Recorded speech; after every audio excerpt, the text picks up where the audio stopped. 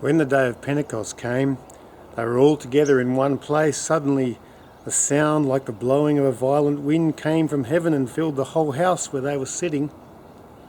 They saw what seemed to be tongues of fire that separated and came down to rest on each of them. All of them were filled with the Holy Spirit and began to speak in other tongues as the Spirit enabled them. Now they were staying in Jerusalem, God-fearing Jews from every nation under heaven. And when they heard this sound, the crowd came together in bewilderment because each one heard them speaking in his own language. Utterly amazed, they asked, "Are not all these men who are speaking Galileans? How is it that each of us hears them in our own native language? Parthians, Medes, Elamites, residents of Mesopotamia, Judea, Cappadocia, Pontus, Asia, Phrygia, Pamphylia, Egypt, and the parts of Libya near Cyrene. Visitors from Rome, Jews and converts to Judaism, Cretans and Arabs, we hear them declaring the wonders of God in our own tongues. Amazed and perplexed, they asked each other, 'What does this mean?'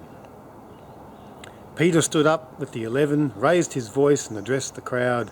'Fellow Jews and all of you who live in Jerusalem, let me explain this to you. Listen carefully to what I say. In the last days, God says, I'll pour out my Spirit on all people. Your sons and daughters will prophesy, your young men will see visions, and old men will dream dreams. Even on my servants, both men and women, I will pour out my Spirit in those days. I will show wonders in the heavens above and signs on earth below, blood and fire and billows of smoke. The sun will be turned to darkness and the moon to blood before the coming of the great and glorious day of the Lord. People of Israel, listen to this. Jesus of Nazareth was a man accredited by God to you by miracles, wonders and signs which God did among you through him, as you yourselves know.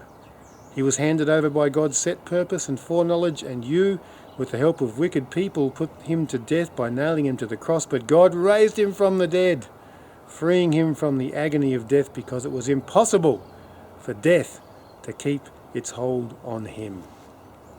Death has no hold on you today, friends.